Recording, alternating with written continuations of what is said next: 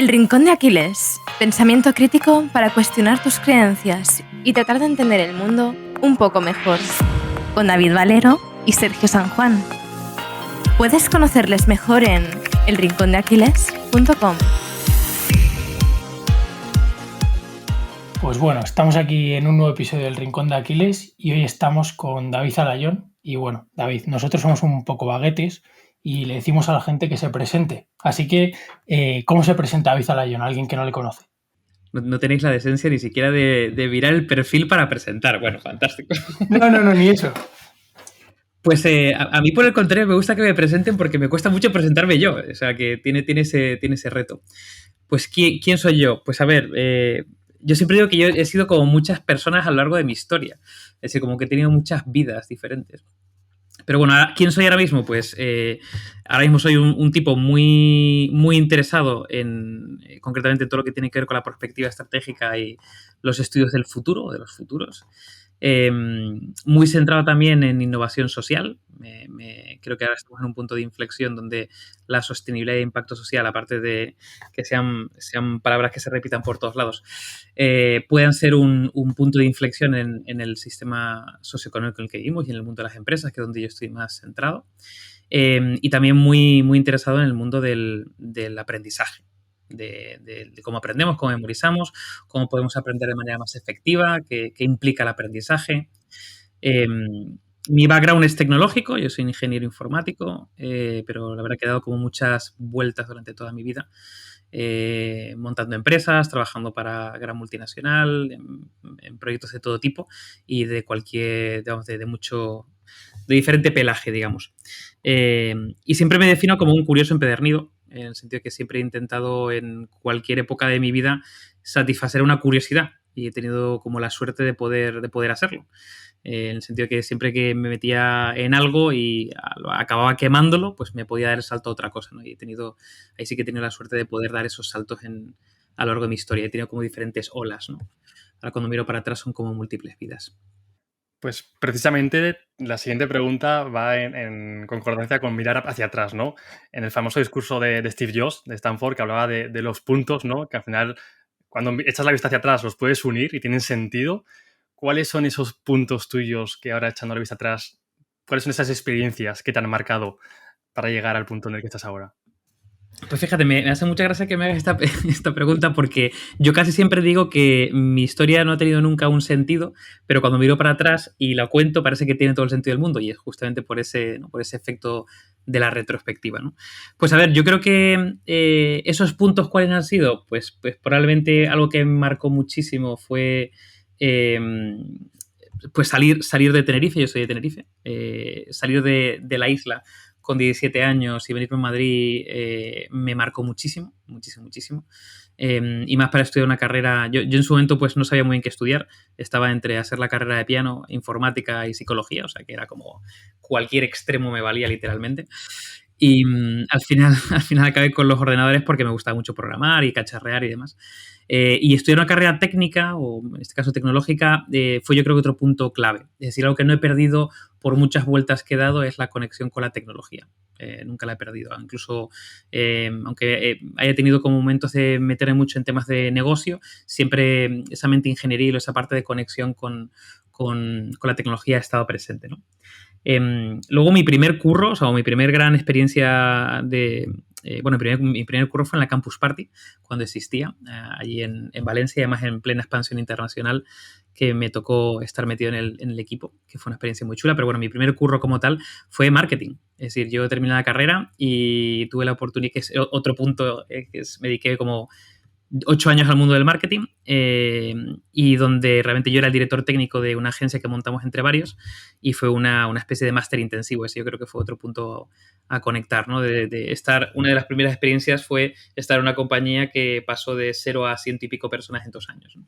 Y eso fue como una experiencia brutal, te abre la mente. Éramos muy jovencitos, claro, cuando lo montamos. Teníamos, yo qué sé, pues 23. O sea, la media de la agencia era muy baja.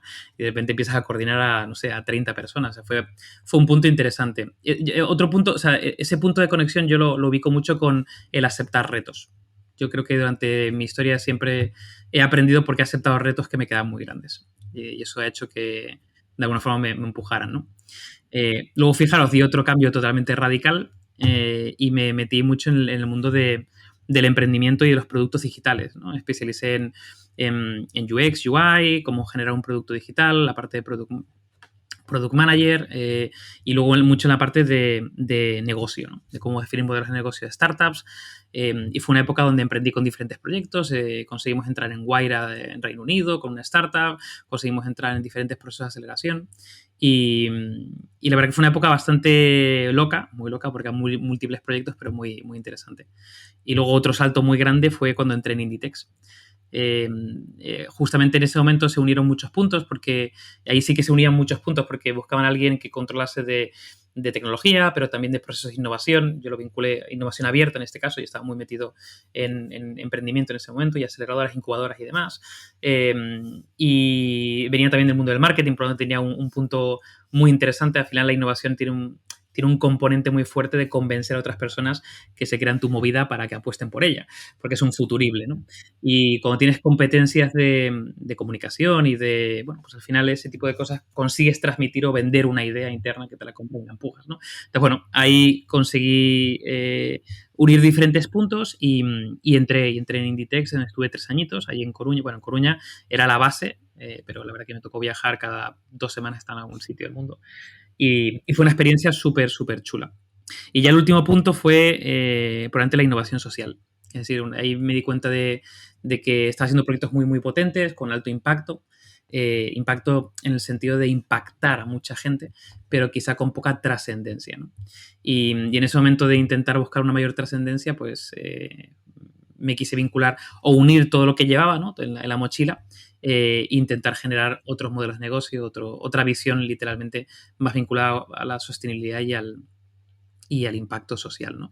Entonces diría que esos han sido como mis puntos, ¿no? Aceptar retos, aprendizaje constante, saltar de una cosa a otra, de marketing a emprendimiento, recursos. Estuve también un tiempo dedicado mucho con cultura empresarial y recursos humanos, retail. Una constante también que siempre ha habido es la innovación. Nunca he perdido la parte de innovación, es decir, nunca he hecho, digamos, o he estado en un puesto tradicional, en el sentido de que nunca he estado en un sitio donde yo cada día sabía lo que tenía que hacer, literalmente, sino que cada día era una aventura o te construías tu propio curro, ¿no? Tenías que buscarte las cosas. Pero yo creo que ese ha sido otro componente que ha estado por ahí. Y David, a mí me gusta rescatar el punto de esos 23 años, ¿no? Y te lanzan ahí a liderar un equipo y esa parte que decías, ¿no? De que tienes que aprender, vale, de esa etapa, o sea, ¿cómo empiezas tú a gestionar un equipo de personas con 23 años? O sea, ¿cómo consigues coordinarlas, que te respeten, orientar todas para que la empresa funcione? Luego cuéntanos también qué tal fue esa agencia de marketing, cómo acabó la cosa.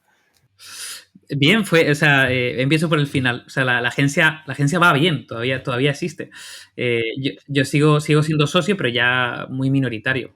La agencia se llamó en su momento Social Noise, luego se fusionó con otra, con Darwin, se llamó Darwin Social Noise, y ahora se han refundado, o nos hemos refundado, ahora se llama Darwin y Verne. Ya se ha hecho la refundición completa entre las dos agencias.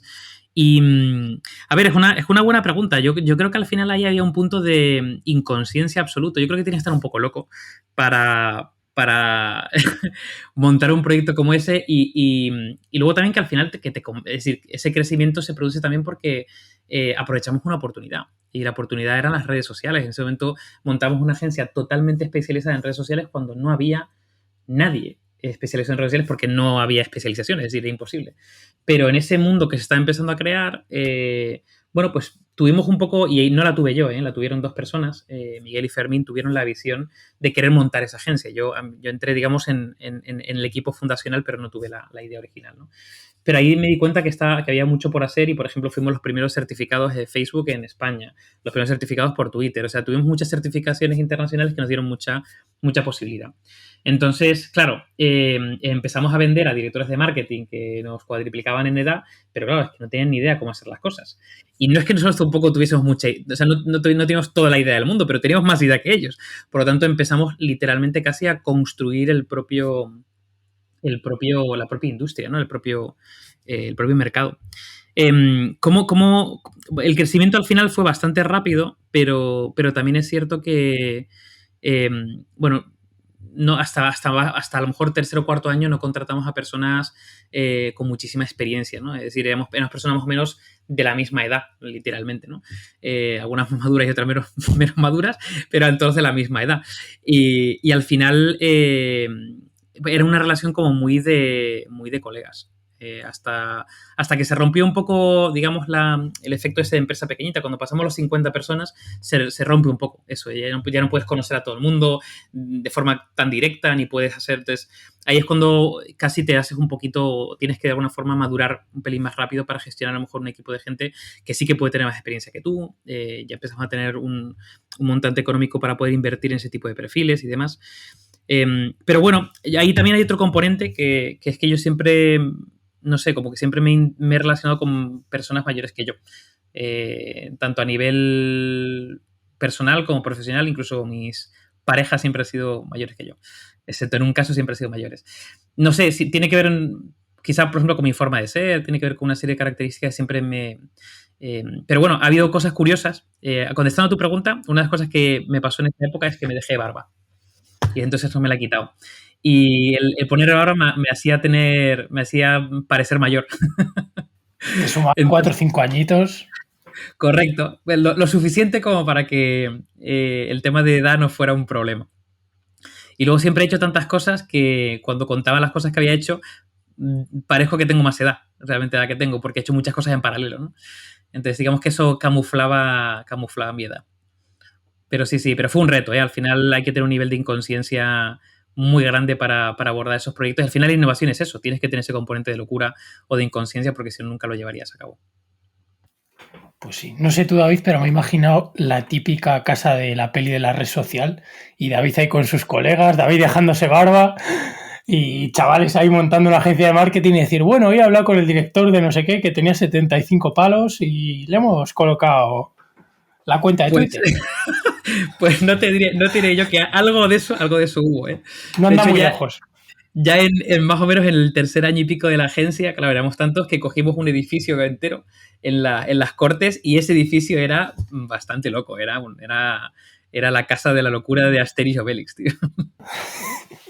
Qué bueno. Increíble. Oye, se pasó hace no mucho tiempo por aquí, igual te suena, un fanboy del metaverso de Zuckerberg, Javier Recuenco. Muy fan. Sí. Me quiere sonar.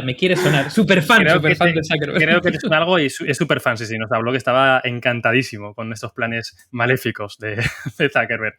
Oye, junto a Miki y tú, habéis hecho un grupo, habéis creado un podcast, que no nos dio tiempo precisamente a preguntarle por ello a Javi.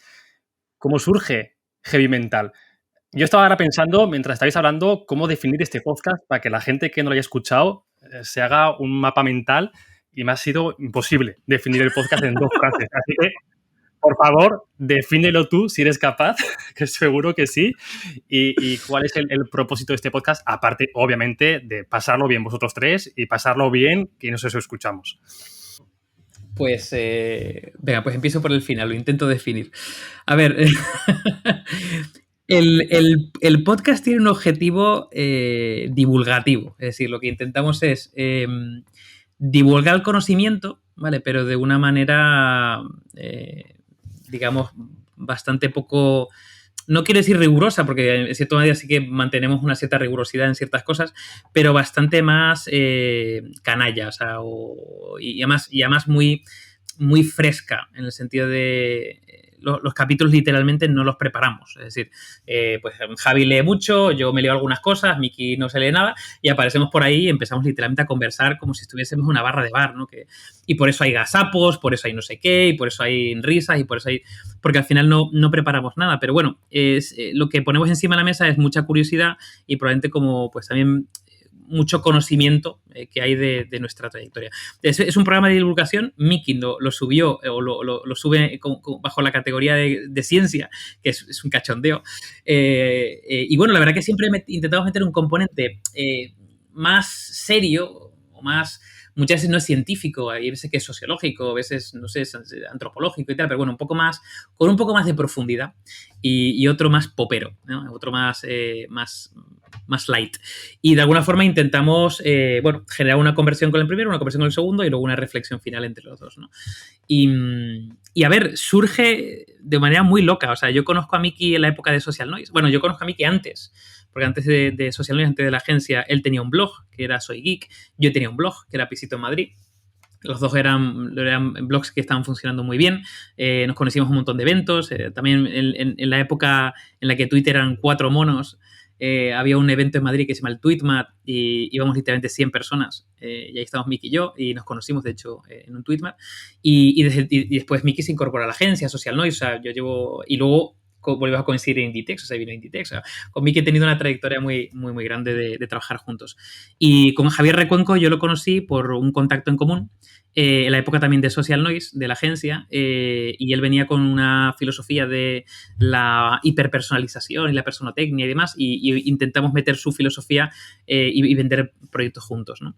Y nada, en esto de la pandemia, básicamente, pues, yo qué sé, lo típico, pues empiezas a conversar con fulanito, menganito, cervezas digitales, no sé qué, risas y tal, y de repente creo que fue Miki el que dijo... Ostras, ¿y si grabamos alguna de estas conversaciones tan absurdas y locas que tenemos? Y fue como, ¿en serio? Entonces, de hecho, hace poco cogíamos los mensajes del grupo que creamos en plan de, oye, ¿y si lo convertimos en un podcast? ¿Y cómo lo llamamos? Y poníamos diferentes nombres. Fue algo muy absurdo. Pero el objetivo literalmente era grabar las conversaciones absurdas que teníamos y luego compartirlas con el resto del mundo a ver si a alguien le interesaba esta movida. Y así fue. Y de hecho, el primer programa, si lo escucháis, el 00, es un auténtico caos. Era una conversación totalmente absurda, donde nos pisábamos todo el rato, donde no había ningún tipo de... No había una conclusión final, no había nada. Y fue la gente que escuchó ese primer episodio, que lo compartimos con amigos y tal, que nos dio un feedback, que bueno, ya le dimos un poquito más de formato, un poquito más de orden, manteniendo un poco el caos inicial y la frescura, pero un poquito más de orden. Y desde entonces, no sé, nos hemos sorprendido a nosotros, o sea, nos ha sorprendido la acogida que ha tenido, porque siempre pensamos que era un podcast súper friki, muy, muy friki, y lo es, pero estamos descubriendo que hay gente muy friki. De hecho, os digo, o sea, voy a decir una anécdota, pero no voy a decir quién, porque no voy a desvelar aquí al pecador. No damos nombres. Pero hace muy poco, de repente me llama una empresa muy grande para un posible proyecto, ¿no? Y nada, yo me conecto a la videoconferencia y de repente miro y digo, ¿what? Llevaba la camiseta de Heavy Mental el tío. Y yo, uno de los responsables de innovación, y yo, ¿en serio? y saca la taza de Heavy Mental, soy súper fan, y ¿qué dice? Bueno, una flipada auténtica.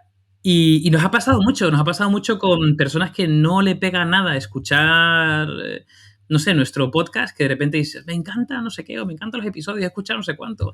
Y digo, ostras, hay gente muy friki por ahí, hay dobles vidas y triples vidas. Es un poco como los ejecutivos, ¿no? Que van todo el día con el palo metido por el culo y luego llegan a casa y se ponen la máscara de cuero, las esposas de cuero. Tal cual. Pues es un poco el podcast de Heavy Mental, ¿no? Tal cual.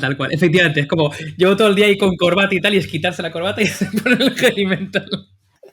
Cogen su taza, la camiseta de Heavy Mental.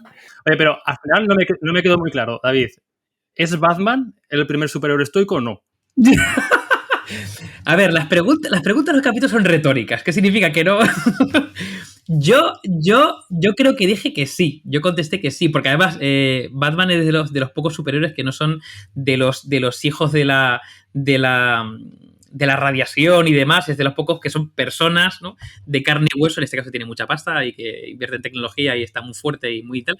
Pero en el fondo tiene sus contradicciones, sus movidas internas y yo dije que sí. Pero bueno, ahí siempre hay debate. Miki se abstiene y Javi sale por peteneras, literalmente.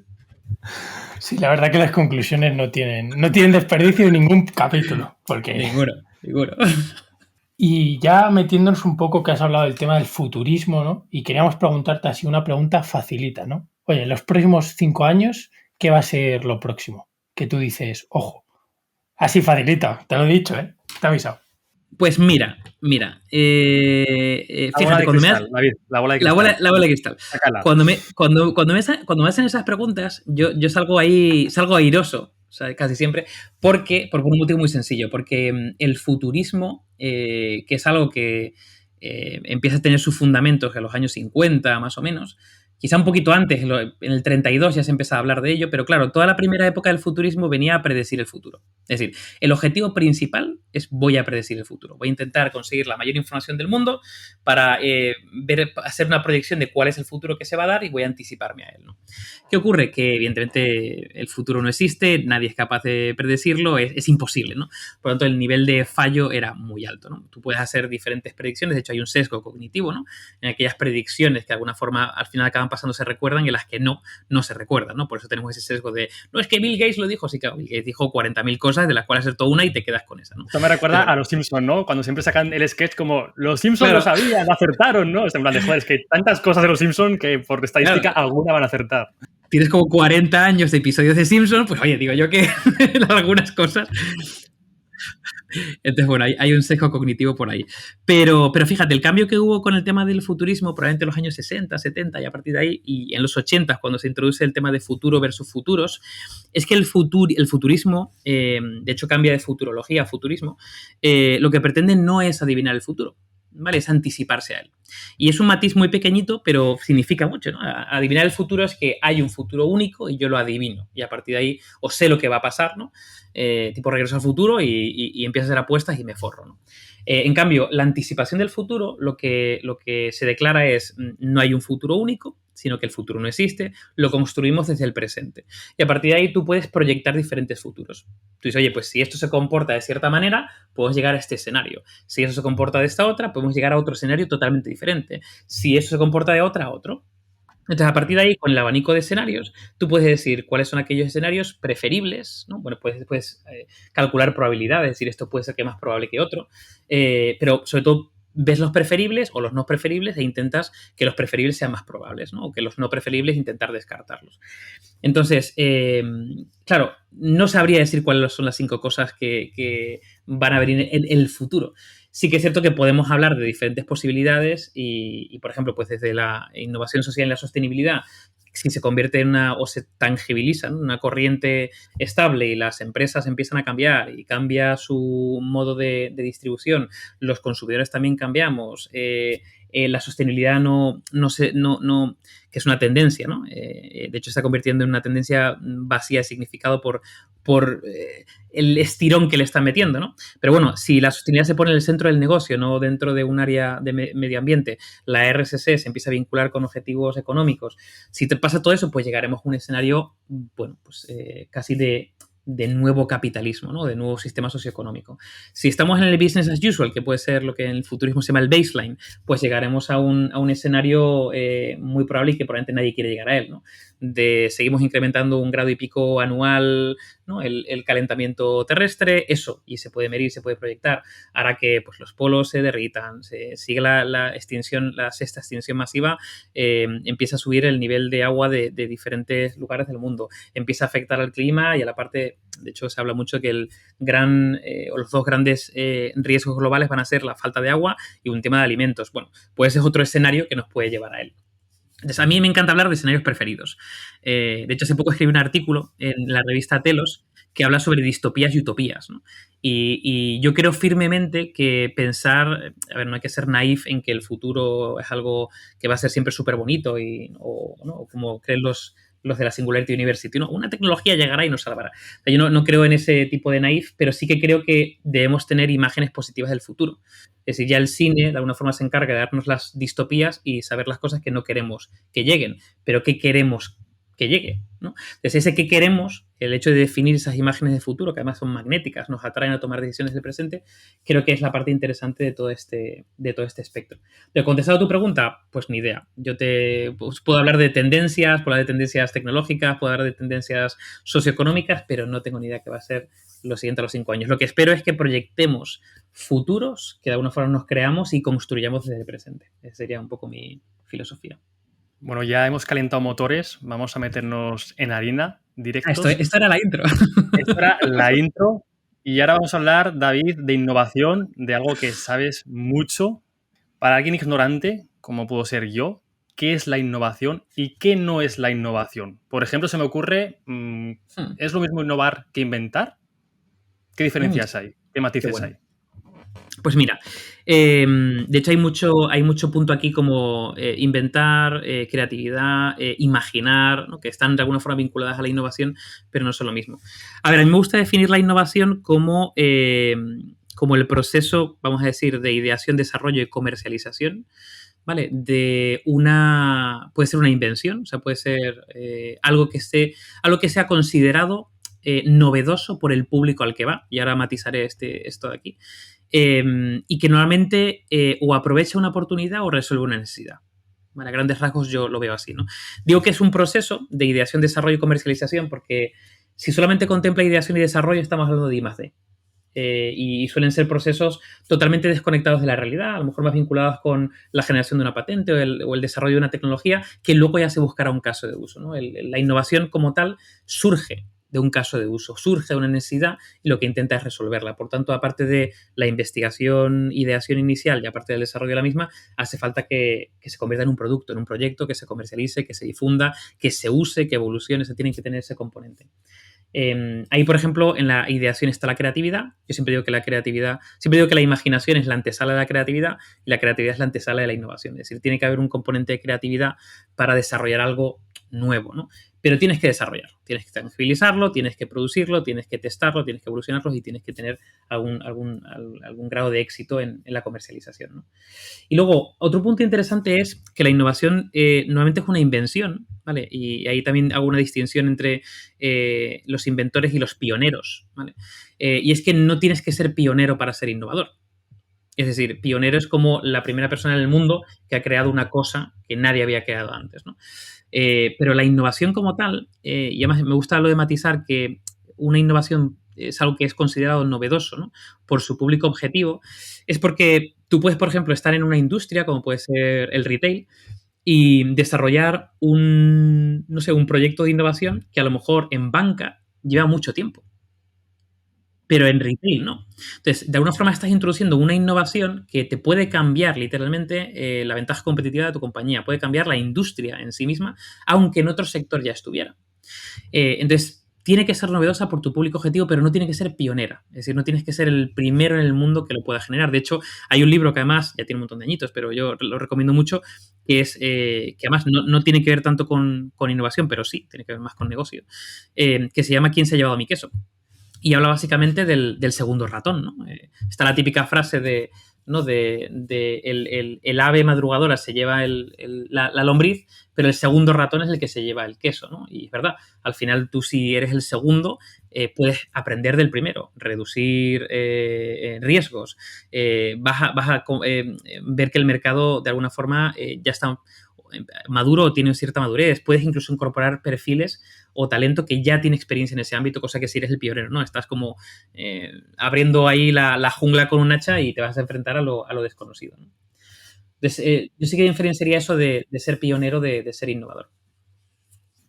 También lo menciona Peter Thiel en De 0 a 1. Seguramente lo habrás leído el libro, el de 0 a 1 de Peter Thiel. Y ahí también habla de, pues bueno, que al final los pioneros se quedan ahí en el campo con las lanzas clavadas y luego son los que llegan, los conquistadores que llegan después y, como tú dices, aprendiendo los errores. Se llevan y el quería oro. preguntarte, sí, total. El segundo.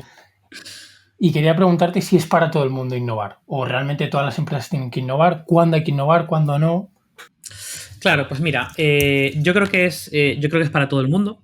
Creo que la innovación históricamente ha estado como vinculada a un departamento, ¿vale? Exclusivamente. Hay gente que se dedica a innovar.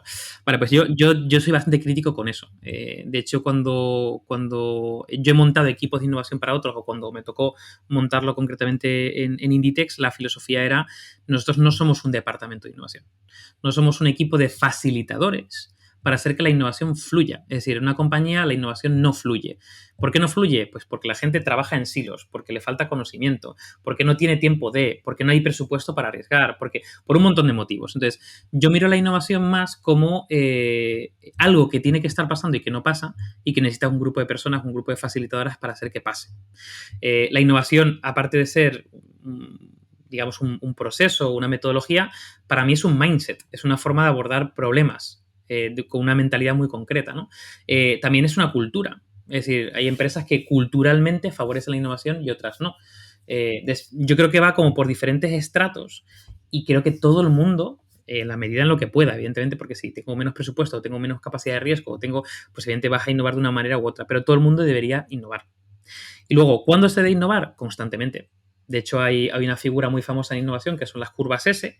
Las curvas S son básicamente el comportamiento de, por ejemplo, de un nuevo producto que se lanza al mercado, una nueva tecnología, que normalmente sigue una S. Puede ser más chata, puede ser más alargada, pero normalmente empiezas poquito a poco, tienes un punto de inflexión, comienzas a tener tracción del mercado, llegas a lo que se llama el plató, ¿no? El llano, cuando alcanzas ya un grupo muy amplio de tu público objetivo y a partir de ahí creces muy, muy lentamente y empiezas como a aplanar, ¿no? Claro, la gran clave de todo esto, de cualquier compañía, y tenemos muchísimos casos que lo han hecho muy bien, es intentar juntar varias curvas S. Es decir, cuando empiezas a reducir tu grado de crecimiento en ese mercado, piensas cuál es tu siguiente producto, tu siguiente evolución para poder lanzarlo y seguir creciendo con tu público objetivo dentro de ellos o adquiriendo otro público, ¿no? De hecho, hay algo muy famoso en innovación que se llama el dilema del innovador, que lo acuñó Christensen, ¿no? Que es básicamente cuando estás en un punto donde estás creciendo y dices, ¿sigo invirtiendo en esto que me está haciendo crecer o empiezo a invertir en otra cosa que puede ser mi negocio del futuro, ¿no? Y hay muchísimos casos de gente que sigue invirtiendo de forma totalmente cabezuda en un negocio que creen o se mantienen estoicos, se mantienen ahí anclados en mantener ese modelo de negocio a futuro, cuando realmente es un modelo de negocio que va a fracasar, pero es lo que te da de comer hoy. Entonces ahí está un poco la visión de futuro, o la visión de innovación, de intentar generar una segunda línea que sea tu negocio futuro, ¿no? Entonces, para unir esas curvas S, hay que estar todo el rato innovando. La innovación no es sacar una foto, sino es casi una película en movimiento. Tiene que estar en constante observación, en constante cambio, tiene que estar vinculada a la estrategia, porque si no, no tiene sentido. Tiene que estar, pues eso, en constante cambio. Y luego iba a decir que hay también 3 tipologías de innovación: incremental, radical y disruptiva, ¿no? Entonces, todo el mundo puede hacer, de hecho, todo el mundo hace innovación, casi todo el mundo hace innovación incremental, que básicamente coger lo que tienes ahora mismo y mejorarlo, literalmente, estar en un proceso como de mejora constante de tu aplicación, de tu servicio, de tu producto, de lo que sea, ¿no? Radical es cuando das ese salto, ¿vale? Realmente a algo nuevo, pero dentro de tu zona de confort, ¿vale? Dentro de tu mismo mercado o dentro de un mismo producto que lo derivas a otro mercado. O sea, tienes como un grado de incertidumbre menor, pero estás innovando, generas algo nuevo, ¿no? Lo disruptivo es cuando generas algo totalmente diferente a lo que estás haciendo y a lo mejor te centras en otro público objetivo y otro producto que no has testado, ¿no? Si te dedicas, yo qué sé, eres una entidad financiera y de repente te pasas a gestionar espacios físicos, ¿no? O eres una hotelera y de repente te metes en el sector del entretenimiento. Eso es lo que sería la innovación disruptiva.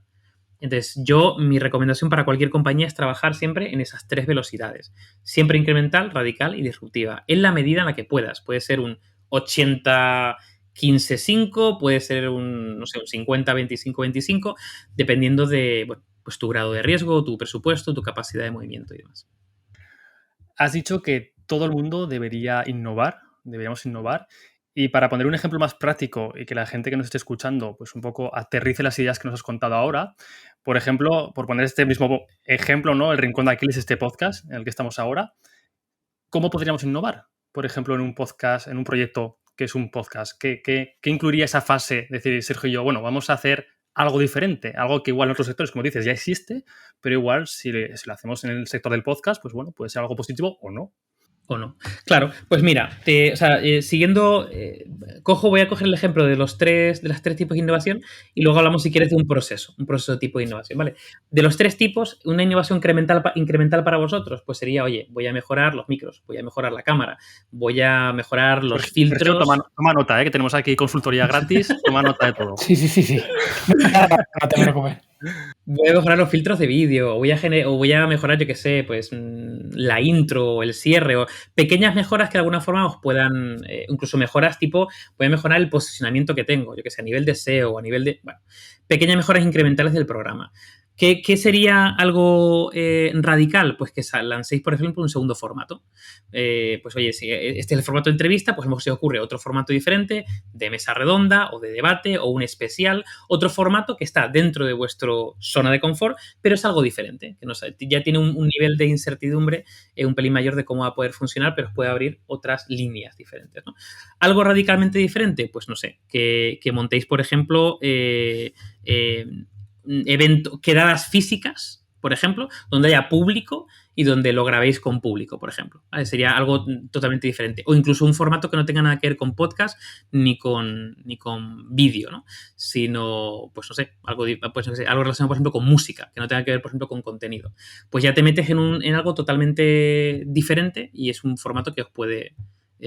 no sé, o por ejemplo escribir un libro. Imagínate que de todos los episodios que tenéis, pues recopiláis conocimiento e insights y lanzáis el libro del Rincón de Aquiles. Vale, pues sería otro formato diferente que en vuestro, ¿no?, proyecto sería innovación disruptiva, porque es un formato diferente, vais a otro público, distribución diferente. Y luego a nivel de proceso, y esto es importante, o sea, al final la innovación, digamos que tiene que tener... Claro, depende del reto que se aborde. Me explico. Al final tú puedes abordar... no sé si alguien ha hablado en vuestro programa de Dave Snowden y el Kinevin Framework. Lo mencionó Recuenco, pero muy por encima. Vale. Bueno, el Kinevin Framework a mí me parece uno de los frameworks, ¿no?, de los marcos de trabajo de pensamiento más interesantes. Por lo menos yo lo conocí hace, no sé, como 3 o 4 años, pero probablemente la última década. Y básicamente lo que intenta definir en un marco relativamente asequible y abordable de primeras, aunque luego empiezas a profundizar y tiene un nivel de profundidad muy grande, pero intentar categorizar los retos, ¿vale?, en simples, complicados, complejos y caóticos, ¿no? Donde básicamente la diferencia entre complicado y complejo, que es donde a lo mejor está la sutileza, ¿no?, es que un territorio complicado es un territorio donde tienes un grado de incertidumbre medio, ¿vale?, o medio alto, pero tienes buenas prácticas a tu alrededor. Vale, es decir, yo siempre pongo el ejemplo, ¿no? Una operación a corazón abierto es un problema complicado. ¿Por qué? Pues porque te puedes encontrar, aunque tú hagas todo tipo de pruebas previas, cuando tú abres te puedes encontrar cualquier cosa ahí dentro y necesitas de un experto, por donde viene el perfil del experto, que te puede navegar por esa incertidumbre para llevarte a buen puerto. Y casi siempre llegas a buen puerto, ¿vale? Esos son, digamos, territorios complicados, donde el gran reto está en la ejecución. No en la identificación del problema, no en la identificación en la ejecución. Por lo tanto, ahí empezamos a hablar de innovación y ahí es donde entran, por ejemplo, en un mundo a lo mejor más tecnológico, más de negocio, las metodologías ágiles, ¿no? Entonces, ¿qué proceso tienes que abordar si tu reto es complicado? Es decir, tienes muy identificado el reto, el problema, tienes muy identificada la solución, es un problema de ejecución. Pues método Agile.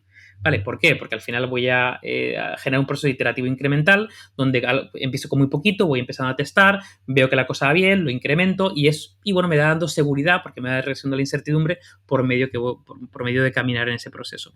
¿Qué pasa con el complejo? Que en el complejo un experto no te garantiza llegar a buen puerto. Esa es la gran diferencia. Es decir, no tienes buenas prácticas, estás en un territorio inexplorado para ti. Puedes tener referentes, puedes tener referencias, puedes traerte expertos que te puedan aportar un input, pero no tienes la certeza de que una persona... Yo siempre digo que los retos complejos... cualquier reto que implique un volumen grande de personas es complejo. Es decir, cambiar, por ejemplo, la cultura corporativa es un reto complejo. ¿Por qué? Porque tienes que alinear a mucha gente y eso ya de por sí es un reto complejo, ¿no? Entonces puede venir el mayor experto de cambio cultural y transformacional del mundo que te dice, tienes que seguir estos 4 pasos para cambiar tu cultura corporativa. No. O sea, cada empresa es un mundo, depende del sector, depende de la edad, depende de la madurez, depende de tantos factores que es imposible. Tienes que seguir un proceso más, bueno, de empezar a analizar, de sacar hipótesis, de empezar a testar, de ver cómo responde y a partir de ahí ir trabajando con ello. Entonces, los entornos complejos son los entornos donde la innovación tiene sentido. En un entorno simple no innovas, decides la solución directa. En un entorno complicado es un problema de ejecución, por lo tanto te centras en metodologías de innovación, pero en la última parte, en Agile, pues le metes Scrum, le metes no sé cuánto. En entornos complejos pasan 2 cosas. O no tienes claro el reto, no tienes claro el problema. Puedes tener claro el reto, pero no el problema. Muchas veces tú identificas el problema como digamos, la parte superficial, ¿no? Identificas un problema como, digamos, el síntoma y no la enfermedad, ¿no? Y tienes que hacer un proceso de análisis muy profundo para realmente detectar qué es lo que está fallando en eso, ¿no? o tienes identificado el problema, pero no tienes identificada la solución, no sabes cuál es. Y ahí entran las dos metodologías de innovación probablemente más conocidas. Una que puede ser design thinking o algo muy similar, donde profundizas tanto en el problema como en la solución. Es decir, tienes que profundizar mucho en el problema, mapeo, exploración y demás, como en la solución.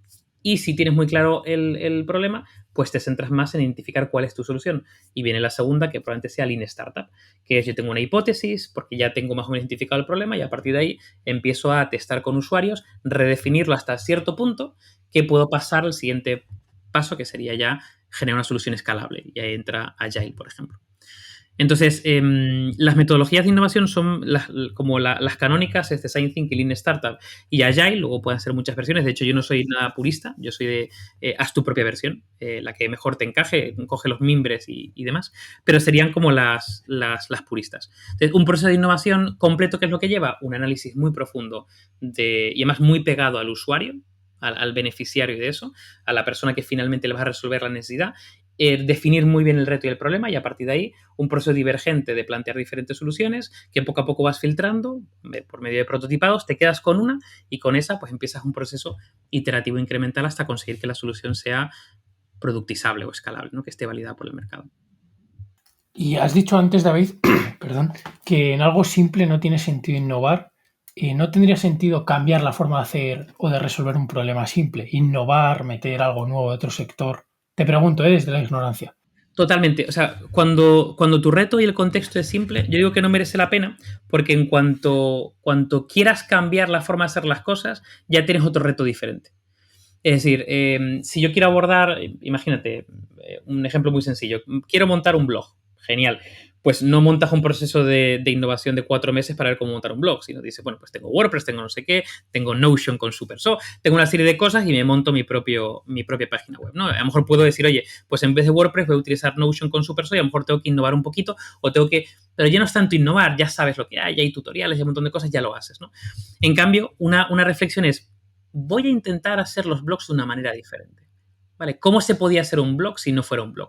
Claro, ya en ese momento ya no estás en el territorio simple, sino la pregunta que te has hecho y el reto te pasa automáticamente a un entorno complicado y complejo, probablemente. Oye, y nos has hablado de todas las ventajas que tiene la innovación, pero supongo que también estará la otra cara de la moneda. ¿Qué desventajas tiene la innovación? Claro, a ver, la innovación bien aplicada o bien llevada, yo diría que no tiene desventajas. Yo diría que no lo tiene. O sea, digamos, la contrapartida de la innovación es cuando se lleva mal, ¿vale? Cuando realmente, pues, por ejemplo, inviertes muchísimo dinero, muchos recursos, mucho tiempo en algo que no tenías que haberlo invertido. Y muchas veces se echa la culpa es que hemos estado aquí probando un montón de cosas, innovando y no ha salido para nada. Es que a lo mejor lo que ha pasado es que has planteado mal el proceso o has planteado mal los objetivos o has planteado...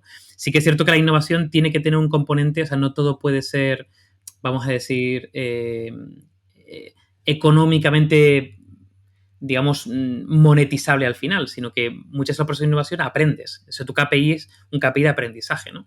Lo interesante, por ejemplo, en una empresa cuando se gestionan proyectos de innovación es manejar un equilibrio. Yo tengo que manejar un equilibrio de aquellos proyectos que realmente me dan una cierta seguridad y han ido bien, aquellos que pongo un nivel de riesgo y otros que tienen un riesgo muy alto. ¿Qué pasa si yo invierto el 90% de mi presupuesto en proyectos que tienen un riesgo muy alto y el 10% en proyectos de innovación incremental? Bueno, pues que el ratio de fracaso va a ser muy grande y probablemente estoy cometiendo un error, ¿no? Entonces, bueno, yo diría que el gran problema de la innovación es cuando se mal aplica. Se mal aplica porque no se entiende el proceso, porque se convierte en algo... que tienes que hacer. Es decir, no tenemos que innovar. ¿Por qué? Porque me lo dijo McKinsey, ¿no? Y a partir de ahí empiezas a desarrollar un montón de cosas internamente en la compañía y no lo sabes. No tienes a personas que realmente tienen experiencia en eso, que te puedan guiar, que le pongan estrategia. Entonces, yo personalmente diría que la innovación bien aplicada, y ahí me he dejado un poco pensando, pero creo que no tendría ningún tipo de contrapartida. Creo que todos son beneficios. Y si tuvieras que decir algunos errores más comunes en los años que has tenido de trabajo y de experiencia a la hora de innovar y que luego la cagan innovando. Me lo sé. ¿Pero errores míos o en general? No, en general, errores más comunes que has visto, pues tanto con otras empresas, con tus propias empresas. Pues mira, es que en innovación se cometen muchísimos errores por ese motivo. O sea, aparte de que os he comentado de un tema de mala distribución del presupuesto, mala gestión de expectativas, a ver, probablemente uno de los grandes errores y esto yo creo que es súper generalizado en casi todas las compañías, sobre todo cuanto más grandes más pasa, es que primero se genera un área de innovación. Eso para mí ya es un error. Es decir, cuando digo un área, un departamento es un equipo de gente desconectado. Es decir, que está desconectado literalmente, que tiene su día a día, que tiene su movida, que tiene que a veces no tiene ni presupuesto. Eso es otro punto interesante. Esto no sé si lo sabéis, pero hay muchísimas empresas que el equipo de innovación no tiene presupuesto, sino que lo que tiene que es convencer a otras áreas para que inviertan el presupuesto en nuevos proyectos. Cosa que si sabes cómo funciona una gran compañía nunca va a pasar, porque normalmente las compañías cierran el presupuesto anualmente. Entonces ya sé en qué voy a invertir todos mis recursos, por lo tanto no puedo innovar, literalmente. Entonces se genera una pescadilla que se muerde la cola bastante complicado. Pero el gran problema que tienen las compañías es que normalmente generan un área de innovación desconectada del día a día de la compañía, ¿vale? Y donde no le dan tampoco un grado de poder determinado. Por lo tanto, estás condenando literalmente a que la innovación sea una especie como de juguete, literalmente ahí apartado, ¿no? Si no le das autonomía, y digo autonomía de toma de decisiones, no autonomía de la compañía, porque creo finalmente que la innovación tiene que ser un revulsivo interno de cultura, ¿no? Si no lo dotas de autonomía, si no lo dotas económicamente, bueno, económicamente o de recursos, ¿no? Pueden ser personas, pueden ser diferentes, ¿no? Y si no le notas de una entidad vinculada a la estrategia, estás cometiendo un gravísimo error, literalmente. De hecho, fijaros, hay otro tema que bueno, por ejemplo, ha funcionado en algunos casos y en otros no, que es el hecho de montar un departamento de innovación disruptiva externo, ¿vale? Palabra disruptiva. Por ejemplo... La misma frase, ¿eh? ¡Ojo! ¡Ojo! Nos encanta todo lo que sea disruptivo en este podcast. Disrupción absoluta. Entonces, hay un caso muy conocido que, claro, volvemos otra vez al sesgo, ¿no? de confirmación, el sesgo de los ganadores, ¿no? Es decir, aquí, como esto le ha funcionado, todo el mundo tiene que hacer lo mismo, ¿no? Y cuando realmente hay mucha gente que lo ha intentado y ha fracasado. Que es el caso de Google, ¿no? Google tiene una empresa externa que se llama X, ¿no? X, Google. Antes Google X, ahora se llama X. Y es una empresa de innovación disruptiva. ¿Qué significa? Que no hace nada o no tiene... Su actividad y sus proyectos no tienen nada que ver con el core business de Google. Nada, que ver, hace cosas totalmente diferentes. Y de hecho, Astro Teller, que es el CEO, hace como 4 años, dijo que todos los proyectos que están desarrollando iban a intentar resolver grandes retos de la humanidad, por lo tanto, vincularlos a los ODS, ¿no? Al Objetivo de Desarrollo Sostenible. Y no hacen cosas totalmente diferentes. Algunas que pueden estar conectadas, por ejemplo, con el propósito de Google de dar conectividad a todo el mundo. Vale, entonces se inventan proyectos para intentar dotar de conectividad a zonas que son muy, muy complicados de llevar conectividad a las mismas, pero otros totalmente diferentes, más relacionados con el tema de energía, con el tema de agua, bueno, con diferentes retos. Claro, Google le destina una cantidad muy elevada de millones para que esta gente pueda invertir en estas cosas que van a materializarse probablemente en 10, 15 o incluso 20 años. Es decir, por eso se llama una Moonshot Factory, ¿no? Una fábrica de moonshot, de lanzamientos a la luna, porque son proyectos como muy a largo plazo, ¿vale? Esto está genial cuando tú eres Google y de alguna forma la innovación se da por hecho, ¿vale? Pero, por ejemplo, hay otras empresas que lo han intentado hacer y hay un caso, por ejemplo, que es el caso de Telefónica, que montó Telefónica Alpha, que era el Moonshot Factory de Telefónica y que después de mucho tiempo, pues, chapó. Bueno, no mucho tiempo, después de años, chapó. Principalmente porque es muy complicado. O sea, o de alguna forma la innovación está integrada dentro de tu compañía y sirve como revulsivo para cambiar la forma de hacer las cosas, la cultura y demás, o si no, pues o le das autonomía y como es el área de innovación telefónica como si es la empresa X, literalmente, ¿no? Como Google X. Porque si no sirve de nada. Entonces, yo creo que la mayor parte de los errores con innovación es creer que la innovación es un área de gasto en vez de un área de inversión y lo dotan literalmente, lo ubican como si fuera una especie como de juguete. Vale, hablando de innovación, me gustaría preguntarte por el Tito Elon Musk. ¿Qué opinión tienes de Elon y qué nota le pondrías en innovación? A ver, a mí Elon me cae muy bien. Yo soy muy fan de Elon. Aquí también somos amigos también. Sois amigos, muy bien. Sí. Es un protegido aquí en el Rincón de Aquiles. He lanzado el mensaje sin saber en qué territorio estaba jugando. Y Estás en territorio amigo. Yo soy muy fan de Elon como persona, como persona y como profesional y luego como empresario. O sea, soy muy, muy fan. Y yo con innovación le doy un 10, o si pudiera además un 15, un 20, lo que sea. A ver, a mí Elon, y además lo pongo como ejemplo en muchísimas cosas, a mí me parece una persona que primero trabaja muy bien la parte de visión de futuros. Es decir, casi todos los proyectos no son proyectos que tengan un sentido ahora mismo, en el presente, sino son proyectos que tienen sentido empezarlos ahora, pero van a tener un sentido en años. Y probablemente lo que va a conseguir con ello va a ser que el mundo cambie, literalmente, ¿no? Y además y me gusta mucho la visión también vinculada con la sostenibilidad que tiene, porque casi todo, pues yo qué sé, SolarCity, Tesla. Habrá que ver ahora qué pasa con Starlink, ¿no? Porque al final había ahora un problema con la parte de precios, que iba a ser menor, que iba a ser mayor, pero bueno, teóricamente tiene una filosofía de democratizar el acceso a Internet, ¿no? OpenAI, que teóricamente, aunque también ha llegado a un acuerdo con Microsoft, y bueno, ahí viene luego vienen los matices, ¿no? Pero filosóficamente es algo que intenta blindar, ¿no? Y proteger o generar un espacio de reflexión y teóricamente no influenciado por grandes compañías relacionado con la inteligencia artificial, ¿no? Hyperloop, pues lo mismo, o no sé, o The Boring Company. Bueno, al final casi todas tienen como un insight muy fuerte de atacar grandes retos y además casi siempre toca la parte de sostenibilidad. Entonces, primero, lo que consigue es tener una visión súper futurista y consigue llevarla a cabo, ¿no? SpaceX, lo mismo, ¿no? La parte de reutilización de cohetes, querer ser una especie, que los humanos seamos una especie interplanetaria, tener un plan B si la Tierra se va a la mierda, bueno, todo ese tipo de cosas. Al final es una visión como muy futurista que consigue materializarla en el presente o consigue por lo menos que se empiecen a desarrollar.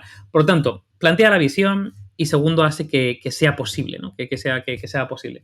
Y luego tercero, probablemente si cogemos las diferentes empresas de Elon Musk, el nivel de innovaciones, ya no el nivel de innovación de la empresa, que es mucho, pero el nivel de innovaciones ya más pequeñitas que se generan con todas las cositas que se van creando, que seguramente puedan aplicarse luego a otros muchos sectores, muchas industrias, incluso no sé si la están patentando, si la están patentando se van a forrar solamente con la venta de patentes de las innovaciones que está metiendo.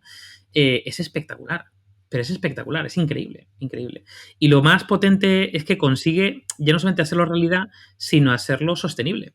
En el sentido que por H por R, bueno, pues al final sostiene económicamente eso durante un tiempo, pero al final se hace sostenible. Se hace sostenible. Me parece la hora. Y detrás de este éxito en las empresas de Elon, hay una serie de sistemas que ya los tienen, digamos, patentados, ¿no? Y fomentan esta innovación. ¿O simplemente ha bajado Dios a la Tierra y se llama Elon Musk y esa mente es prodigiosa y ya está? Y hay que dejarlo crear. No, a ver, yo sinceramente creo que, y estoy, vamos, creo firmemente que es así, y cuando has emprendido en diferentes circunstancias ves que es así, el dinero llama al dinero. Esa es la verdad, la pura verdad. Es decir, cuando alguien, por ejemplo, emprende con un proyecto, no es lo mismo.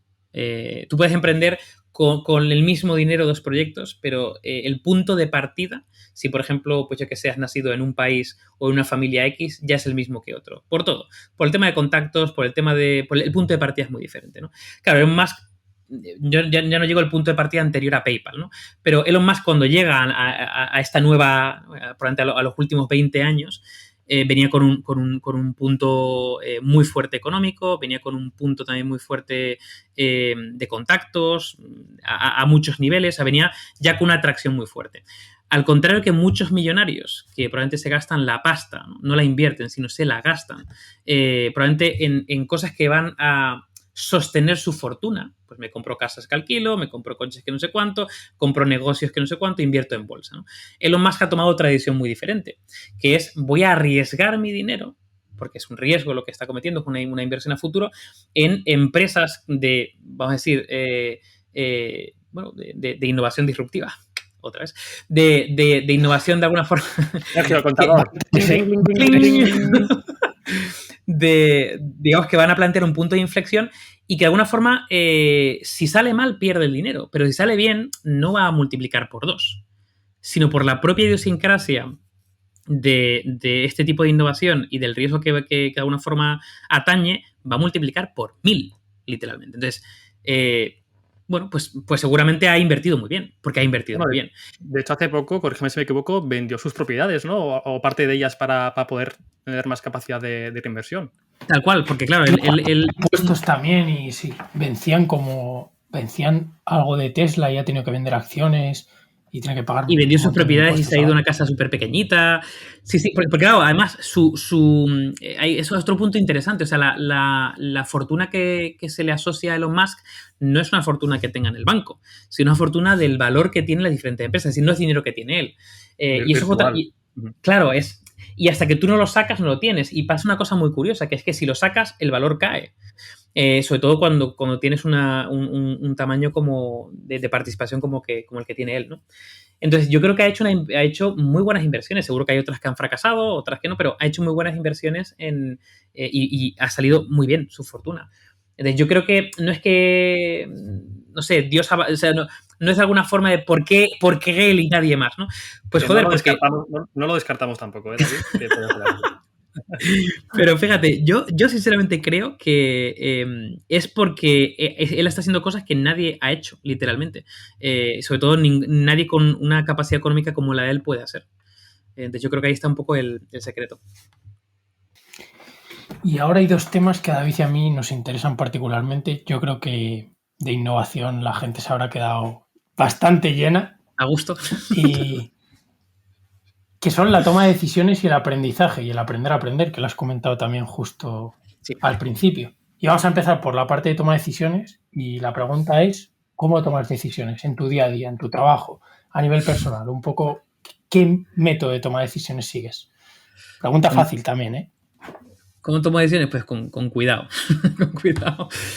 Pues mira, es una buena pregunta. No sé si tengo un modelo o un método mapeado para la toma de decisiones, pero fíjate, justamente escribiendo hace muy poquito sobre modelos mentales y sesgos cognitivos, creo que, por ejemplo, los modelos mentales, que al final, poco a poco, o sea, yo creo que al final hay una serie de herramientas que al principio como que pones mucho énfasis en ponerlas en práctica para la toma de decisiones y poco a poco luego se convierten en lo que se puede llamar como intuición estratégica, ¿no?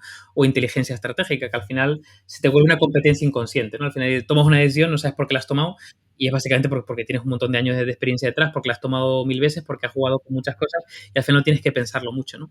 Entonces yo creo que cuando yo tomo decisiones, lo que sí que, no sé si tengo un modelo, pero lo que sí que hago mucho es intentar tomar las decisiones con un nivel de conciencia determinado. Y me explico. Bueno, no sé si, seguro que hay mucha gente que lo ha comentado, lo tenéis también en vuestra biblioteca, el libro de Pensar rápido y pensar despacio, ¿no? Que me parece bastante... De hecho, hay otro libro que se llama Cómo pensar como Sherlock Holmes, que es la versión popera de este, ¿no? Donde hay una psicóloga que coge como el sistema 2 de Kahneman y lo lleva a Watson y a Sherlock y lo vincula con eso. También está súper interesante. Pero bueno, el caso es, claro, al final, si tú tomas decisiones en el día a día con el sistema 1, que al final es un sistema, pues eso, pues muy, muy, muy rápido, muy poco, con muy poca profundidad, muy, entre comillas, intuitivo, lleno de sesgos. En el fondo, es un sistema que tiene que funcionar para aquellas decisiones que tienen un nivel de urgencia determinado y que a lo mejor tienes que premia más el tiempo de respuesta que realmente la posibilidad o profundidad. Como abrir una puerta, por ejemplo. Como abrir una puerta. Claro, como abrir una puerta, o yo pongo el ejemplo de cómo pedir no sé, un primero o un segundo en un menú. Es decir, tú dices, bueno, voy a utilizar el sistema 2, vamos a analizar los diferentes ingredientes. O sea, ya se ha pasado el tiempo, la hora y media, y no has pedido, ¿no? Entonces, bueno, evidentemente, pues tienes ahí el sistema. Hay alguno, te diría, que sí que usa el sistema 2, para lo de pedir el segundo plato. Quien tenga que cogerlo, que lo coja, ¿no, David? Sí. Exacto. ¿No? Vale. Y luego está el sistema 2, ¿vale? Que es el sistema un poco más profundo, un poco más consciente, donde más analítico, se tienen en cuenta diferentes variables y demás. Entonces, yo lo que sí que pongo especial énfasis en mi día a día es en ser muy cuidadoso con qué sistema tomo qué decisiones, ¿vale? Cuando estoy en mi día a día y hay urgencias, y hay reuniones, y hay entregables, y hay cosas, mi sistema 1 está funcionando a saco. Y poco a poco, además, yo veo que mi sistema 1 cada vez funciona mejor. ¿Por qué? Porque competencias del sistema 2 pasan al sistema 1 casi como intuición estratégica y empiezas a tomar mejores decisiones, por el simple hecho de que ya es mucho tiempo tomando decisiones que poco a poco se van depurando, ¿no? Pero luego te enfrentas a decisiones vitales, a momentos de parón, a decisiones estratégicas, ¿no? Esto de por qué las empresas o por qué los directivos de una empresa necesitan offsites, ¿no? Como retirarse 2 días para tomar decisiones. Que esto yo, por ejemplo, hace años yo no lo entendía. O sea, yo decía, a ver, ¿por qué? No sé, joder, porque hay que salir del día a día y cambiarle el sistema 1 al sistema 2 y eso solo es posible muchas veces cambiando de escenario, cambiando de conversaciones, teniendo tiempo, o sea, no lo consigues muchas veces en tu día a día, ¿no? Y cuando ya te metes en un nivel de estrés determinado y empiezas a tener muchas responsabilidades, te das cuenta de eso. Entonces, yo diría que no tengo un modelo como tal, pero sí que me cuido mucho de no tomar decisiones con una cierta trascendencia de manera rápida, sino que incluso ya he generado mecanismos inconscientes para retrasar esa decisión, ¿no? Y tener luego más tiempo para poder tomarla. Diría que de eso. Y luego recomendaría mucho el interiorizar modelos mentales. El tema de los modelos mentales es un tema apasionante que al final son herramientas que si interiorizas y las vuelves como competencia inconsciente te sirven mucho. Pues te voy a lanzar 2 preguntas en uno. Es algo que nunca se va a hacer en una entrevista, pero bueno, 2 por 1. Así soy. Vale. Eso es. ¿Existe alguna diferencia a la hora de tomar decisiones en un trabajo, llamémosle corriente, y un trabajo como puede ser el tuyo de innovador, de futurista? Y luego la segunda pregunta es, aquí hablamos mucho de modelos mentales, tú los has nombrado también unas cuantas veces, dinos tus favoritos. A ver, sí, creo que, o sea, contestando a la primera pregunta, sí, es diferente tomar decisiones dependiendo del tipo de trabajo. De hecho, por ejemplo, las decisiones que puede tomar un trader no tienen nada que ver con las mías concretamente. Y de hecho, la gente que se dedica al mundo de la innovación, yo creo que tiene que manejar muy bien los 2 sistemas, ¿no? Porque hay muchas veces que tienes que activar tu sistema 1 porque al final la innovación y reconectando con hace 4 preguntas, ¿no? Que ¿cuáles son los errores y no sé qué y los problemas? Bueno, pues hay un gran problema que al final cualquier tipo de cambio, ¿vale? Va a generar un efecto contrario en otra persona que no quiere cambiar. Es decir, la innovación dentro de un contexto corporativo, yo le digo que vienen como los anticuerpos corporativos, ¿no? Hay un innovador, los anticuerpos se lo comen, ¿no? Entonces, te vas a enfrentar a mucha gente internamente, vas a tener que convencer a mucha gente. Entonces, ahí tu sistema 1 es el que tiene que actuar en ese punto de convencimiento, de las conversaciones, de generar alianzas, de un montón de cosas. Y luego tu sistema 2 tiene que funcionar, te diría que más tiempo, o tiene que estar activo más tiempo que el sistema 1, porque la innovación creo que no se debería nunca tomar a la ligera. Es decir, el tipo de decisiones que tienes que tomar van a tener una serie de implicaciones y hay que tomarlas con un cierto grado de reflexión. No digo que sea muy lento, sino conseguir un equilibrio y conseguir ese nivel de conciencia. Y a nivel de modelos mentales... Vamos, es que yo utilizo miles de modelos mentales. Bueno, a ver, ya que hemos nombrado más, a mí uno que me encanta y lo utilizo muchísimo, y de hecho, ahora si hablamos de aprender a aprender, lo utilizo para aprender a aprender específicamente, es el de los primeros principios, que además se le relaciona mucho a Elon Musk y demás. Pero bueno, el de primeros principios me parece brutal. Me parece brutal y de hecho, ya ahora, si hablamos de aprender, os digo cómo lo aplico al aprendizaje, ¿no? Pero, por ejemplo, otro que utilizo mucho es todo lo que tiene que ver con la inversión. ¿Vale? Con el invertir las cosas, el verlas de otra manera, el invertir las preguntas, o por ejemplo, el ver las cosas al contrario, ¿no? Que en futuro se llama backcasting, o en estrategia se llama la técnica del escalador, que es realmente que muchas veces, además, en innovación se utiliza mucho porque es muy complicado desde el presente ver cuáles son los pasos a seguir para alcanzar algo, pero al revés es más sencillo. Si yo me ubico en el escenario de que he conseguido algo, si marcho de ese futuro al presente es más sencillo. ¿Por qué? Porque ya te has liberado de tus propios sesgos y tus propias limitaciones del presente, ¿no? Si quieres dar el siguiente paso, dices, ostras, no tengo presupuesto. Bueno, pero el presupuesto da igual. Vete al futuro y vete del futuro al presente, entonces hay muchas cosas que no tienes en cuenta, ¿no? Entonces, me gusta mucho todo lo que tiene que ver con las inversiones, con el cambio de perspectiva, el cambio de observador. Sí. Buenos modelos mentales y creo que ambos los hemos mencionado. El de primeros principios, de hecho, le hemos dedicado un artículo en profundidad en el proyecto, o sea que muy fan también de ese modelo y de Elon Musk, claro, que habla mucho de él. Y Elon Musk tiene acciones del Rincón de Aquiles, cosa que él no lo sabe aún. Sí, no lo sabe. y nosotros tampoco, ¿no? Nosotros tampoco. Es que nos hemos proyectado al futuro y hemos invertido el problema, claro. Bien. Tema aprendizaje, para romper el hielo, ¿qué papel tiene en tu vida el aprender? Pues, pues a ver, probablemente tenga, probablemente sea lo que yo diría que tiene el papel protagonista. O sea, digamos que o sea, para mí el aprendizaje es literalmente lo que me ayuda incluso a tomar decisiones. O sea, yo he dejado un curro por dejar de aprender o he cambiado de curro de industria porque veía que no terminaba de aprender. Y estoy además constantemente hasta tal punto que puede llegar a un punto de obsesión, literalmente, de cosechar un aprendizaje. Además, yo siempre digo que a mí ¿qué quieres ser de mayor? Pues me encantaría ser sabio. Me encantaría aglutinar el mayor número de conocimientos y además ayudar a otros a que también lo adquieran y, o sea, con la perspectiva de atesorar, pero también con la perspectiva de regalar, ¿no?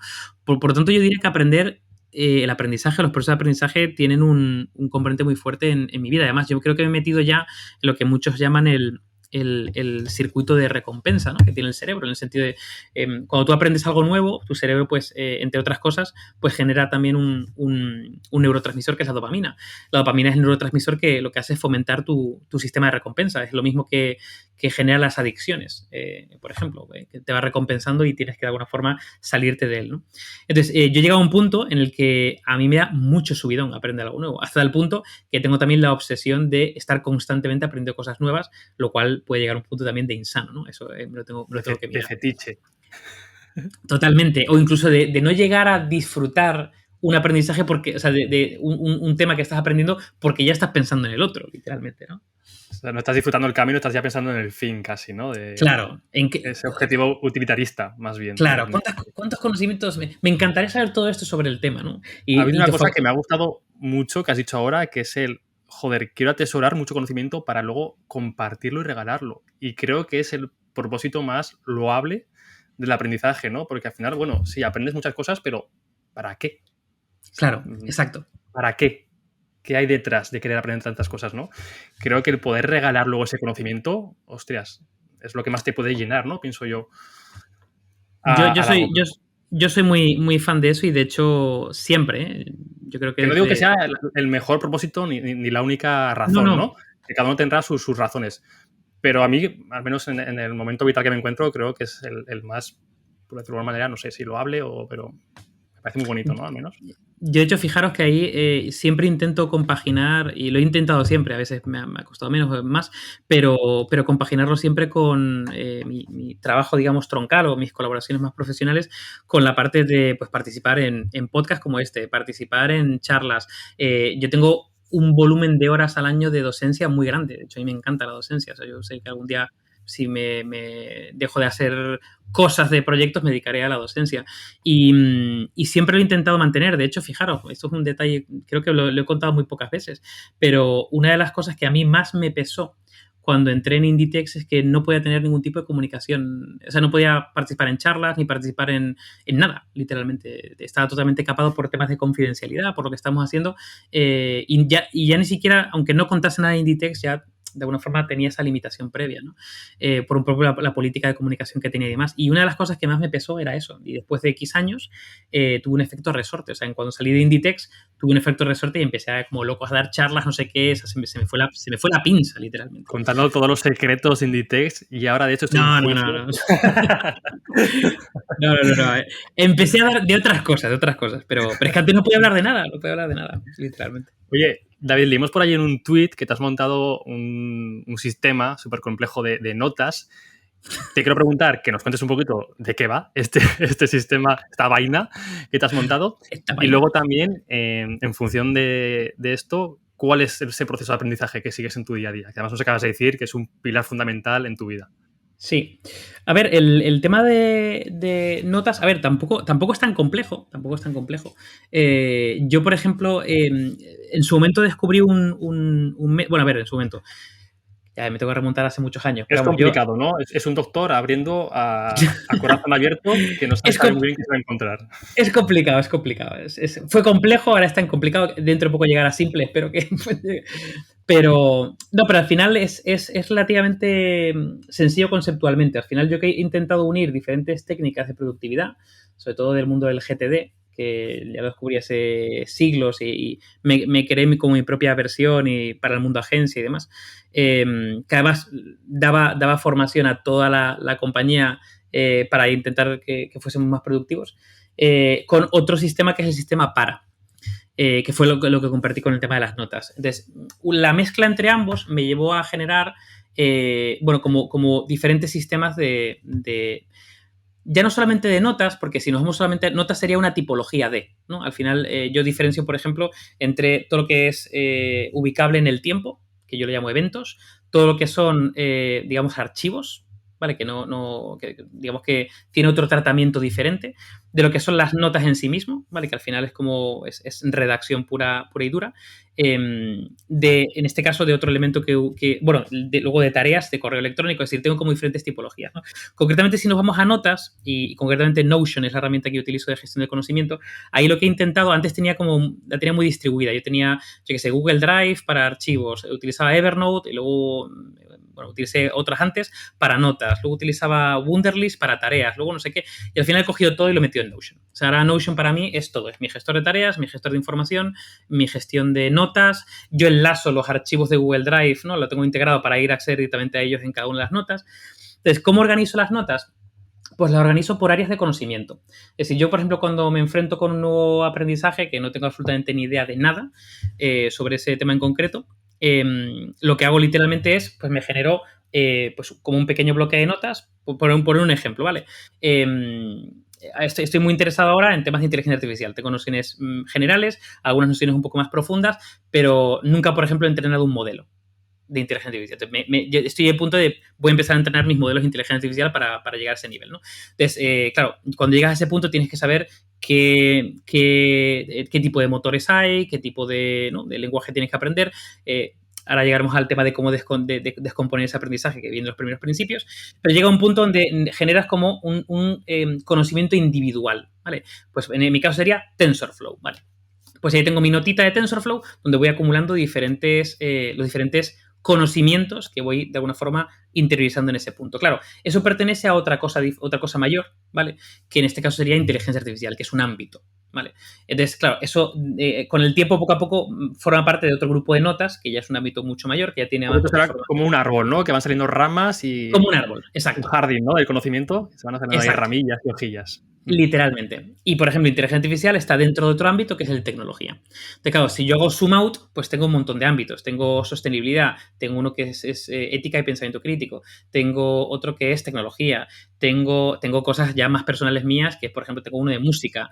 Por ejemplo, en música tengo dentro de música uno que es piano, yo toco el piano, y específicamente dentro pues ya tengo los detalles concretos, ¿no? Entonces, de alguna forma, tengo como lo que llamo áreas de conocimiento, ¿vale? Luego lo que llamo topics, y luego específicamente y el conocimiento en sí mismo, ¿no? Es como mi organización de notas.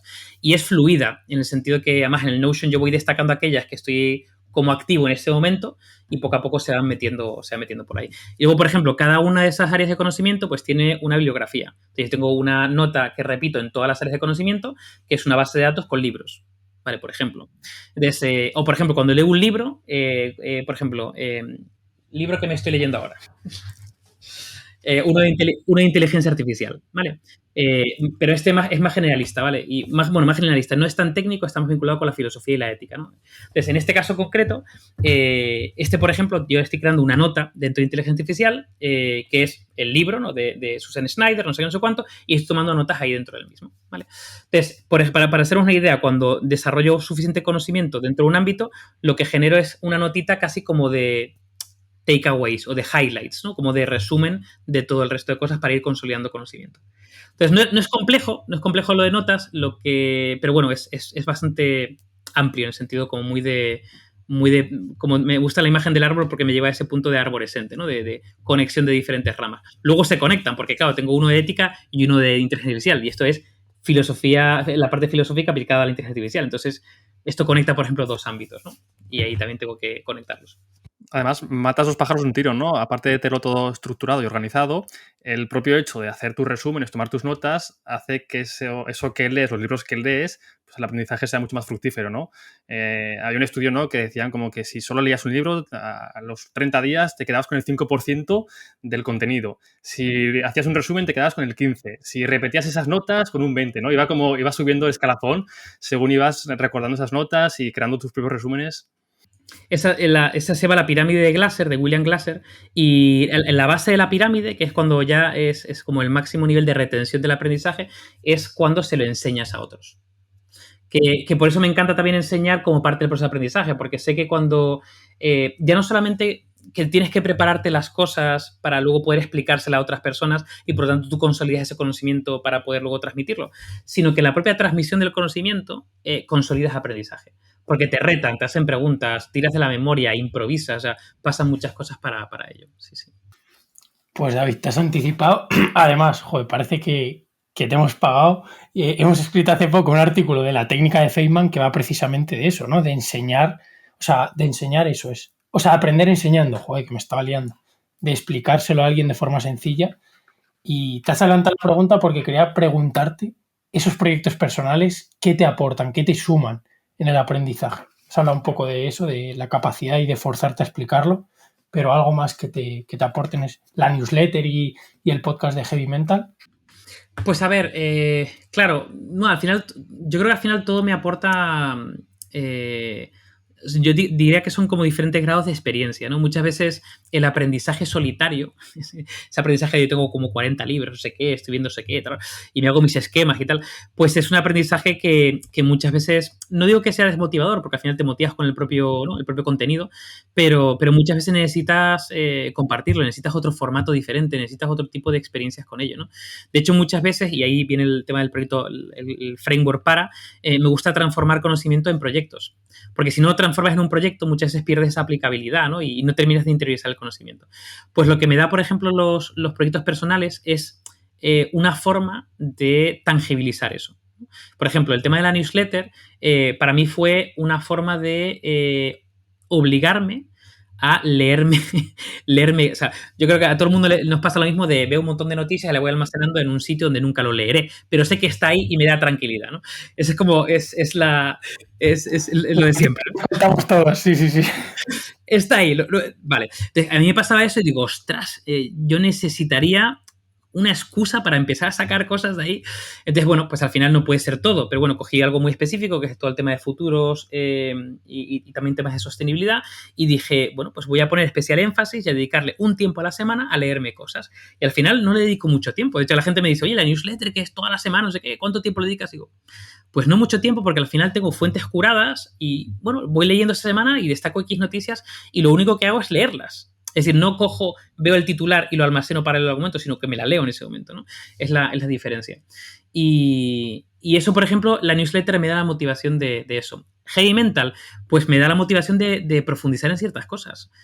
¿Por qué? Porque al final, aunque no nos preparamos el programa de tener un guión, ostras, desde que decidimos el tema hasta que lo grabamos, que pasa una semana, esa semana es casi monotemática para mí, ¿no? La última fue relacionada con los estoicos, pues ostras, me hice un empapamiento ahí de los estoicos súper heavy, ¿no?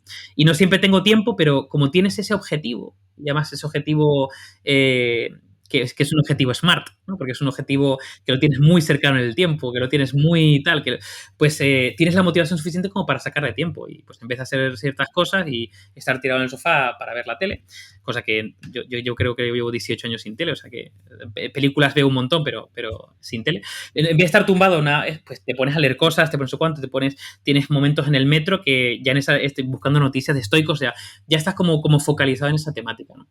Pero los proyectos personales a mí me ayudan a eso. Y yo creo que yo lo recomiendo mucho, que cuando alguien quiere aprender algo, intente de alguna forma tangibilizarlo de alguna manera, que puede ser generar un proyecto, aunque sea una chorrada, pero que te dé la motivación suficiente como para que lo puedas interiorizar.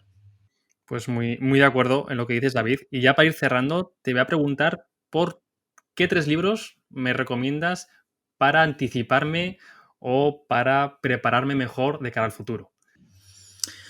Chen, chen, chen. Buah, chaval, se me ocurre en la de Dios. Vale. A ver, uno que recomiendo mucho. A ver, este es súper conocido, evidentemente, pero lo recomiendo mucho porque, aunque no se categoriza como un libro de futuros, para mí lo fue, y lo es Homo Deus. Claro, yo recomendaría, evidentemente, leer Sapiens, luego Homo Deus, y bueno, luego la 21, clave del siglo XXI tampoco hace mucha falta, pero concretamente Homo Deus sí que lo recomiendo bastante porque en futuros pasa una cosa que es, se habla mucho de que es importante mirar al pasado, ¿no? El doble de tiempo que lo que quieres proyectar al futuro. Y justamente Yuval Noah Harari lo hizo. Escribió Sapiens con una proyección súper, súper lejana y además un conocimiento muy profundo de la historia que iba recorriendo para luego hacer una proyección del futuro. Y creo que además la plantea en la manera que hay que plantear, que no plantea un solo futuro, sino que abre la conversación. Entonces, Homo Deus a mí me parece un libro... de cabecera para temas de futuros, sin duda alguna. Vale, otro que no está tampoco, categorizado como tal de futuros, pero que ayuda a entender mucho probablemente el presente inmediato y el futuro, y además te da ciertas herramientas, es el de Thinking Systems, pensando en sistemas de Donella Meadows. Probablemente porque creo que estamos en... yo creo que siempre ha sido así, pero ahora yo creo que más que nunca tenemos que interpretar la realidad como si fuera un conjunto de sistemas y subsistemas y ver exactamente, intentar ver las conexiones que hay entre ellos, ¿no? Entonces yo creo que ese es bastante interesante, sobre todo porque te da herramientas como de sense making, ¿no? De dotar de sentido en el presente. Otro, por ejemplo, sería El Buen Ancestro. El Buen Ancestro me parece un libro espectacular, fue también de los últimos que me he leído y vincula, digamos, un pensamiento largoplacista en un mundo cortoplacista, también con con el legado y la sostenibilidad, ¿no? Habla mucho de deberíamos ser buenos ancestros, por lo tanto deberíamos pensar, ¿no? En el futuro y en las siguientes generaciones y hacer un pensamiento largoplacista para cultivarlo en el presente. O sea que sí, yo te diría que, bueno, hay uno que siempre recomiendo que es el de Range, que no puedo dejar de recomendarlo, que es el de David Epstein. O sea que Range sería otro. Sí, ahí van esos. ¿Quieres un quinto? Dejamos un quinto, Venga, le dejamos un quinto, David. Dejamos un quinto. Mira, y en este quinto no hace falta que tenga que ver con el futuro. En este quinto aquí puedes meter un cómic de Spider-Man si quieres. Algo que te apetezca recomendar. Pues mira, a ver, si puedo meter uno así un poco más como disruptivo, que no tenga nada que ver. Ah, bueno, mira, el quinto, además lo tengo por aquí, que además lo compartí hace poco en Twitter, es el de Bestiario del Antropoceno. Bestiario del Antropoceno es un libro que es una auténtica fricada. Me lo has vendido ya, vamos. Claro, los bestiarios, ¿no? Eran esas recopilaciones medievales, ¿no? Que recopían como ¿no? Animales tanto imaginarios como que existían, ¿no? Y hacían como fantásticos, ¿no? Y mitológicos y más. Bueno, ese bestiario, ¿no? Pues el Bestiario del Antropoceno lo escribe un tipo que pertenece a un colectivo que se llama The Near Future Laboratory, el laboratorio del futuro cercano. Y lo que hace es, claro, centrándose en el Antropoceno, mega spoiler, tema que vamos a tratar en el siguiente Heavy Mental, el Antropoceno, o sea, la época actual que estamos viendo, sobre todo, pues, muy vinculada con digamos, el impacto que ha generado el ser humano, ¿no? en el mundo. Bestiario del Antropoceno lo que hace es una recopilación de todas aquellas invenciones o cosas que el humano ha metido a la mano y ha generado una bestia a partir de ello, ¿no? Ha generado un monstruo, ¿no? Y hay desde todo, desde libélulas conectadas hasta hongos modificados genéticamente, Entonces es un recopilatorio de bestias del presente en el Antropoceno. Y además tiene, aparte de que el libro es súper bonito, además la edición española... es súper bonita, es todo impreso en negro, y es una maravilla. Tiene reflexiones, no me lo he terminado de leer, pero las reflexiones que he leído, llevo como la mitad, súper interesante. Ya no solamente de las bestias en sí mismas, sino de dónde vienen, cuál es la reflexión por detrás, hacia dónde vamos, súper, súper interesante. Tiene muy buena pinta. Dejaremos todos los libros, los 5 que has comentado en las notas del episodio, para que todo el mundo pueda acceder a ellos de manera rápida. David, muchísimas gracias por pasarte por el podcast de Elon, Sergio y mío. nuestro colega Elon, aunque no lo sepa, pero bueno, nos estamos anticipando ya a ese futuro. De verdad, ha sido un placer charlar contigo, ha sido un placer aprender sobre innovación y te mandamos un fuerte abrazo. Mil gracias, un placer participar. Un abrazo. Si te ha gustado este episodio, compártelo. Puede que a alguien le sirva. Y si quieres estar al tanto de todo lo nuevo, no te olvides de seguirnos en redes sociales y en nuestra web, elrincondeaquiles.com.